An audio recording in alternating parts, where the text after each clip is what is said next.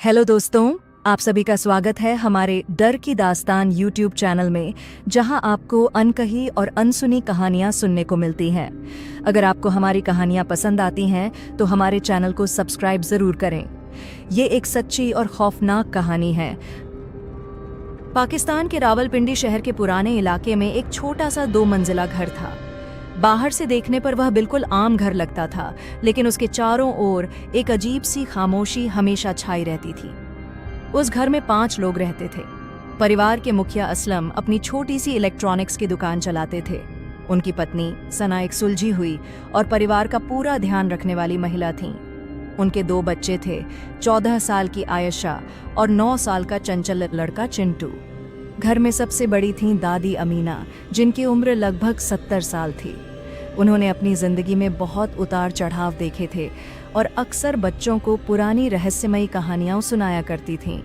यह परिवार खुशहाल था। शाम होते ही सब लोग एक साथ बैठकर खाना खाते, बातें करते और फिर अपने अपने कमरों में चले जाते। चिंटू सबसे शरारती था। उसे नई नई जगहों पर घूमना और रहस्यमयी चीजों के बारे में जानना बहुत पसंद था। दादी अक्सर उसे समझाती थीं कि हर जगह खेलने के लिए नहीं होती और कुछ जगहों की खामोशी का सम्मान करना चाहिए, लेकिन चिंटू इन बातों पर हंस देता। एक दिन स्कूल से लौटते समय चिंटू और उसका दोस्त हमेशा वाले रास्ते की बजाय एक पुराने रास्ते से जाने लगे। वह रास्ता कई सालों से लगभग सुनसान पड़ा था। वहां एक जर्जर हवेली थी, जिसकी टूटी हुई दीवारों पर बेलें उग आई थीं। आसपास के लोग उस जगह से दूर ही रहते थे। कहते थे कि रात के समय वहां अजीब आवाजें सुनाई देती हैं। दोस्त ने चिंटू से कहा कि जल्दी चलते हैं, लेकिन चिंटू की नज़र हवेली के आधे खुले लोहे के फाटक पर टिक गई। उसे ऐसा लगा जैसे अंदर कोई खड़ा होकर उसे देख रहा हो। उसने ध्यान से देखने की कोशिश की, लेकिन वहां कुछ दिखाई नहीं दिया। उसी समय अचानक तेज ठंडी हवा चली। हवेली के अंदर से किसी के धीरे धीरे उसका नाम पुकारने जैसी आवाज आई, चिंटू। उसका दिल जोर जोर से धड़कने लगा। उसने अपने दोस्त की ओर देखा, लेकिन उसे कुछ सुनाई नहीं दिया था। दोस्त बोला कि जल्दी चलो, देर हो रही है। दोनों वहां से निकल गए, लेकिन चिंटू बार बार पीछे मुड़कर उस हवेली को देखता रहा। आखिरी बार जब उसने पीछे देखा तो उसे दूसरी मंजिल की टूटी हुई खिड़की में एक काली सी आकृति कुछ पल के लिए दिखाई दी। पलक झपकते ही वह गायब हो गई। घर पहुंचने के बाद भी चिंटू सामान्य नहीं था। वह चुपचाप अपने कमरे में चला गया। सना ने पूछा कि क्या हुआ, लेकिन उसने केवल इतना कहा कि उसे थोड़ा सिर दर्द हो रहा है। उस रात खाना खाते समय पहली बार ऐसा हुआ कि चिंटू बिना किसी वजह के बार बार घर के मुख्य दरवाजे की तरफ देखने लगा, जैसे उसे महसूस हो रहा हो कि बाहर कोई खड़ा है। रात करीब 11 बजे पूरे घर की बिजली अचानक चली गई। बाहर मौसम बिल्कुल शांत था, इसलिए बिजली जाने की कोई वजह समझ नहीं आ रही थी। असलम टॉर्च लेकर मीटर देखने बाहर निकले। उन्हें लगा जैसे गली के मोड़ पर कोई लंबा सा काला साया खड़ा है। उन्होंने टॉर्च की रोशनी उसकी तरफ डाली, लेकिन वहां कोई नहीं था। घर के अंदर उसी समय चिंटू की आंख अचानक खुल गई। उसने अपने कमरे के दरवाजे की ओर देखा। दरवाजा धीरे धीरे अपने आप चरमराता हुआ खुलने लगा। कमरे के बाहर गहरा अंधेरा था और उस अंधेरे से किसी की बहुत धीमी लेकिन साफ आवाज आई, मैं आ गया हूं। चिंटू डर के मारे चीख पड़ा। उसकी चीख सुनकर पूरा परिवार भागता हुआ उसके कमरे में पहुंचा, लेकिन वहां कोई नहीं था। दरवाजा खुला हुआ था, खिड़की बंद थी और कमरे में बर्फ जैसी ठंडी हवा चल रही थी। दादी अमीना ने कमरे में कदम रखते ही एक पल के लिए आंखें बंद कीं। उनके चेहरे का रंग उड़ चुका था। उन्होंने धीमी आवाज में केवल इतना कहा, यह डर अभी शुरू हुआ है, असली परीक्षा तो अब बाकी है।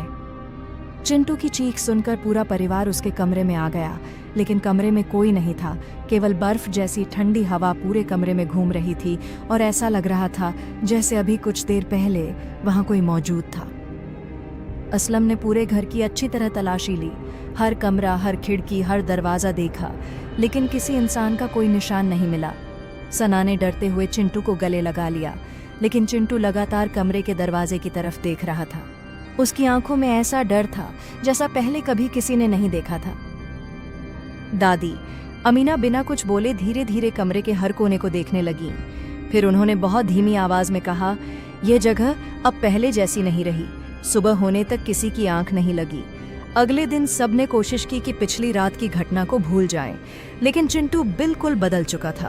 वह पहले की तरह हंसता नहीं था, खेलता नहीं था और हर थोड़ी देर बाद चुपचाप घर के बाहर देखने लगता था, जैसे किसी का इंतजार कर रहा हो। आयशा ने कई बार उससे पूछा कि आखिर उसने रात को क्या देखा था, लेकिन चिंटू हर बार केवल एक ही बात कहता, वह मुझे देख रहा था। यह सुनकर आयशा के शरीर में सिहरन दौड़ जाती। उस रात फिर अजीब घटनाएं शुरू हुईं। रात के करीब 12 बजे रसोई से बर्तनों के गिरने की तेज आवाज आई। असलम और सना दौड़ते हुए वहां पहुंचे, लेकिन सारे बर्तन अपनी जगह पर रखे हुए थे। तभी ऊपर वाले कमरे से किसी के तेज कदमों की आवाज आने लगी, जैसे कोई छत पर दौड़ रहा हो। असलम हाथ में टॉर्च लेकर ऊपर पहुंचे, लेकिन वहां कोई नहीं था। उसी समय नीचे से सना की घबराई हुई आवाज आई, जल्दी नीचे आइए। असलम भागते हुए नीचे आए तो देखा चिंटू दीवार की तरफ मुंह करके खड़ा था।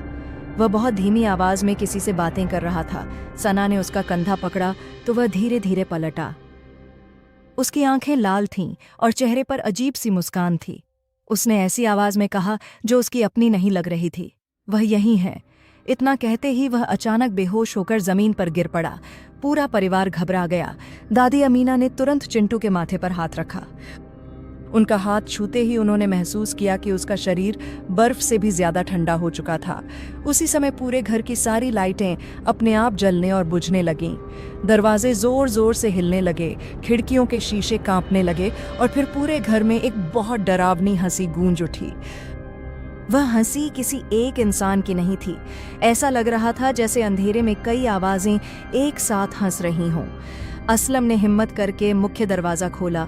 बाहर पूरी गली सुनसान थी, लेकिन घर के सामने की दीवार पर काले रंग से एक अजीब सा निशान बना हुआ था। वह निशान वहां पहले कभी नहीं था। दादी अमीना उस निशान को देखते ही कांप उठी। उन्होंने डरते हुए कहा, अब यह साया हमारे घर के अंदर आ चुका है।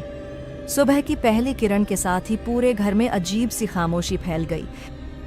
किसी की भी हिम्मत नहीं हो रही थी कि पिछली रात की घटनाओं के बारे में बात करे। असलम ने दीवार पर बने उस काले निशान को मिटाने की कोशिश की। उन्होंने पानी डाला, साबुन लगाया और कई बार कपड़ा रगड़ा, लेकिन वह निशान ज्यों का त्यों बना रहा।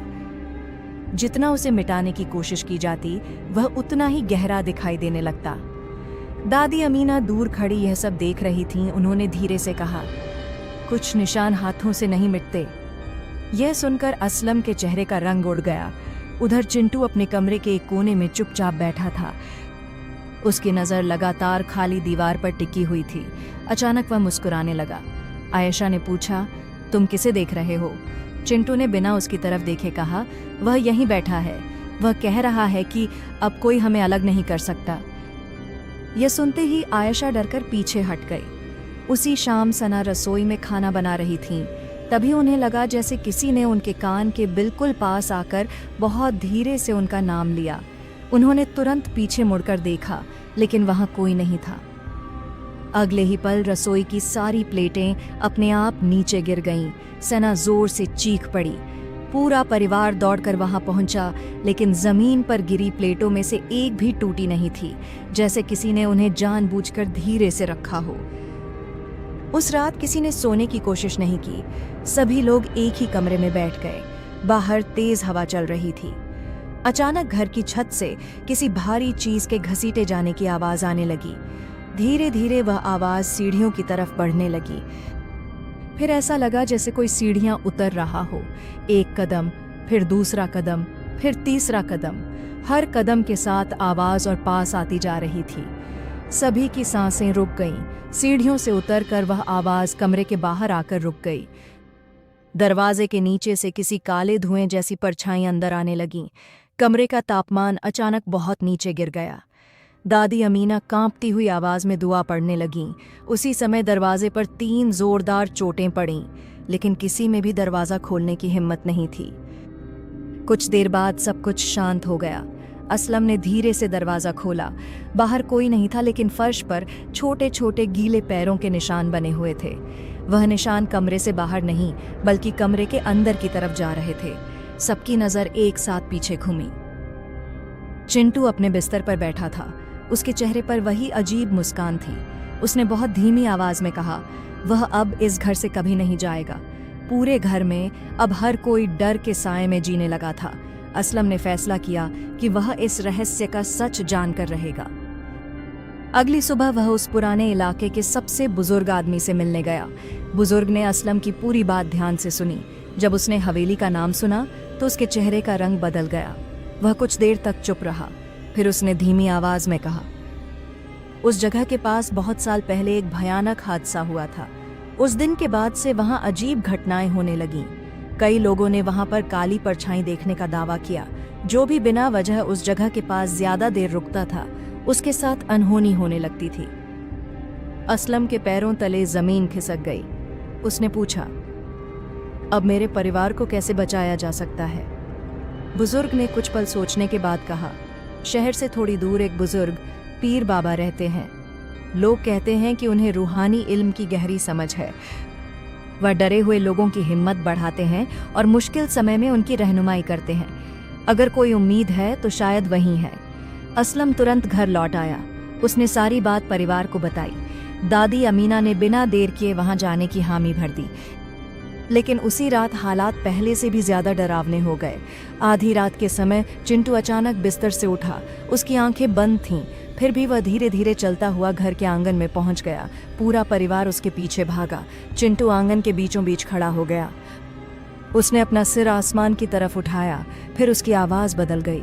वह आवाज किसी छोटे बच्चे की नहीं थी। उसने कहा, तुम लोग बहुत देर कर चुके हो, अब यह घर मेरा है। इतना कहते ही आंगन में रखे सारे गमले अपने आप गिर गए। चारों तरफ तेज हवा चलने लगी। खिड़कियां जोर जोर से टकराने लगीं। आयशा डर के मारे रोने लगी।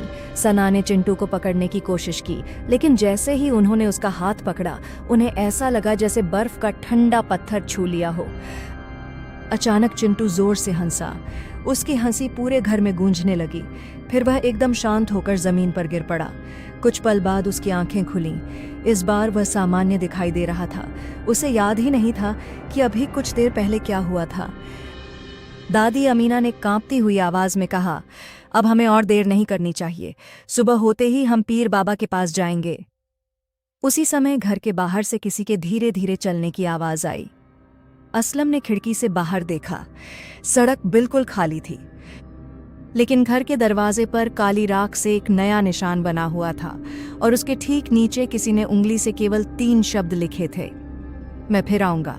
सुबह की पहली अजान के साथ ही पूरा परिवार घर से निकल पड़ा। किसी की आंखों में नींद नहीं थी। हर चेहरे पर डर साफ दिखाई दे रहा था। असलम अपनी गाड़ी चला रहे थे। सना बार बार चिंटू को देख रही थी। दादी अमीना लगातार दुआ पढ़ रही थीं। आयशा खिड़की से बाहर देख रही थी। रास्ता शहर से दूर होता जा रहा था। कुछ देर बाद वे एक पुराने से गांव पहुंचे। गांव के आखिर में पेड़ों के बीच एक छोटा सा सादा मकान था। लोगों ने बताया कि यही पीर बाबा का ठिकाना है। असलम ने दरवाजा खटखटाया। कुछ पल बाद सफेद दाढ़ी वाले एक बुजुर्ग बाहर आए। उनके चेहरे पर सुकून था। उन्होंने परिवार की तरफ देखा और बिना कुछ पूछे कहा, तुम लोग बहुत डर लेकर आए हो, अंदर आ जाओ। पूरा परिवार अंदर चला गया। बाबा ने सबको बैठने के लिए कहा। उन्होंने ध्यान से चिंटू की तरफ देखा। चिंटू उनकी तरफ देख भी नहीं रहा था, वह लगातार जमीन की तरफ देख रहा था। कुछ पल बाद बाबा ने शांत आवाज में पूछा, यह बच्चा उस पुरानी हवेली के पास गया था? असलम हैरान रह गया। उसने कहा, जी हाँ। लेकिन आपको कैसे पता? बाबा ने कोई जवाब नहीं दिया। उन्होंने अपनी आंखें बंद की और कुछ देर तक दुआ करते रहे। फिर उन्होंने कहा, डर को अपने दिल में जगह मत दो। जो भी तुम्हारे साथ हो रहा है उसका सामना हिम्मत और सब्र से करना होगा। उन्होंने परिवार को कुछ दुआएं पढ़ने की सलाह दी और कहा कि आज रात मैं भी तुम्हारे घर चलूंगा। सूरज ढलते ही सब लोग वापस अपने घर पहुंचे। पीर बाबा भी उनके साथ थे। जैसे ही उन्होंने घर के अंदर कदम रखा, पूरे घर का माहौल अचानक बदल गया। बर्फ जैसी ठंडी हवा चलने लगी। दरवाजे अपने आप बंद हो गए। ऊपर वाली मंजिल से किसी के जोर जोर से दौड़ने की आवाज आने लगी। बाबा बिल्कुल शांत खड़े रहे। उन्होंने पूरे घर का जायजा लिया, फिर चिंटू के सामने जाकर खड़े हो गए। कुछ ही पल में चिंटू का चेहरा बदलने लगा। उसकी आंखें लाल हो गईं। उसके होठों पर डरावनी मुस्कान आ गई। फिर उसी अजीब आवाज में उसने कहा, तुम यहाँ क्यों आए हो? बाबा ने बिना डरे जवाब दिया, इस परिवार को डर से आजाद कराने इतना सुनते ही पूरे घर में तेज धमाका हुआ। खिड़कियों के शीशे जोर जोर से कांपने लगे, दीवारों पर बने काले निशान फैलने लगे। पूरा घर अंधेरे में डूब गया और उसी अंधेरे में दो चमकती हुई लाल आंखें दिखाई दीं। पूरा परिवार डर के मारे एक दूसरे के पास सिमट गया। बाबा ने शांत आवाज में कहा, आज फैसला होकर रहेगा। पूरा घर गहरे अंधेरे में डूब चुका था। चारों तरफ सन्नाटा था, सिर्फ तेज हवा की आवाज सुनाई दे रही थी। वह लाल आंखें धीरे धीरे पूरे कमरे में घूम रही थीं। ऐसा लग रहा था जैसे कोई बहुत बड़ी परछाई अंधेरे के अंदर खड़ी हो। सना ने डर के मारे चिंटू और आयशा को अपनी बाहों में छिपा लिया। असलम भी पहली बार पूरी तरह घबरा चुके थे, लेकिन पीर बाबा बिल्कुल शांत खड़े रहे। उन्होंने पूरे परिवार से कहा, कोई भी अपनी जगह से नहीं हिलेगा, डर को अपने दिल पर हावी मत होने देना। अचानक पूरे घर की दीवारें कांपने लगीं, छत से मिट्टी गिरने लगी, खिड़कियां अपने आप खुलने और बंद होने लगीं। फिर वही डरावनी आवाज पूरे घर में गूंज उठी, तुम सब यहां से जिंदा नहीं जाओगे। इतना सुनते ही चिंटू अचानक जमीन से कुछ ऊपर उठ गया। सना जोर जोर से रोने लगी। आयशा डर के मारे अपनी आंखें बंद कर बैठ गई। असलम चिंटू की तरफ बढ़े, लेकिन जैसे ही उन्होंने उसे पकड़ना चाहा, कोई अनदेखी ताकत उन्हें पीछे धकेल गई। पीर बाबा ने पूरे धैर्य के साथ दुआ पढ़नी शुरू की। घर का माहौल और ज्यादा भारी हो गया। कुछ पल बाद चिंटू धीरे धीरे वापस जमीन पर आ गया। उसी समय कमरे के बीचों बीच काले धुएं का एक बड़ा गुबार दिखाई दिया। वह गुबार कुछ क्षणों के लिए इंसान जैसी आकृति में बदल गया, फिर अचानक तेज हवा के साथ बिखरने लगा। धीरे धीरे घर का अंधेरा कम होने लगा। ठंडी हवा रुक गई। दीवारों पर बने काले निशान फीके पड़ने लगे। कुछ ही देर में सब कुछ शांत हो गया। चिंटू ने धीरे से अपनी आंखें खोली। इस बार उसके चेहरे पर पहले जैसी मासूम मुस्कान थी। उसने अपनी मां को देखा और उनसे लिपट गया। सना की आंखों से खुशी के आंसू बहने लगे। आयशा ने भी अपने छोटे भाई को गले लगा लिया। असलम ने राहत की सांस ली। दादी अमीना ने आसमान की तरफ देखकर शुक्र अदा किया। पीर बाबा ने परिवार से कहा, अब सबसे जरूरी बात यह है कि तुम लोग हमेशा एक दूसरे का सहारा बनकर रहो। डर को कभी अपने घर में जगह मत देना। अगली सुबह पीर बाबा वहां से विदा हो गए। धीरे धीरे परिवार की जिंदगी फिर से सामान्य होने लगी। घर में फिर से हंसी लौट आई। चिंटू पहले की तरह स्कूल जाने लगा। आयशा भी मुस्कुराने लगी। सबको लगा कि वह डरावना दौर हमेशा के लिए खत्म हो चुका है। लेकिन उसी शाम जब असलम घर का मुख्य दरवाजा बंद कर रहे थे, उन्होंने एक पल के लिए सड़क के उस पार नजर उठाई। दूर वही पुरानी हवेली दिखाई दे रही थी। उसकी टूटी हुई खिड़की में एक काली परछाई कुछ क्षण के लिए खड़ी थी। असलम ने दोबारा देखा। इस बार वहां कुछ भी नहीं था। उन्होंने गहरी सांस ली और दरवाजा बंद कर दिया।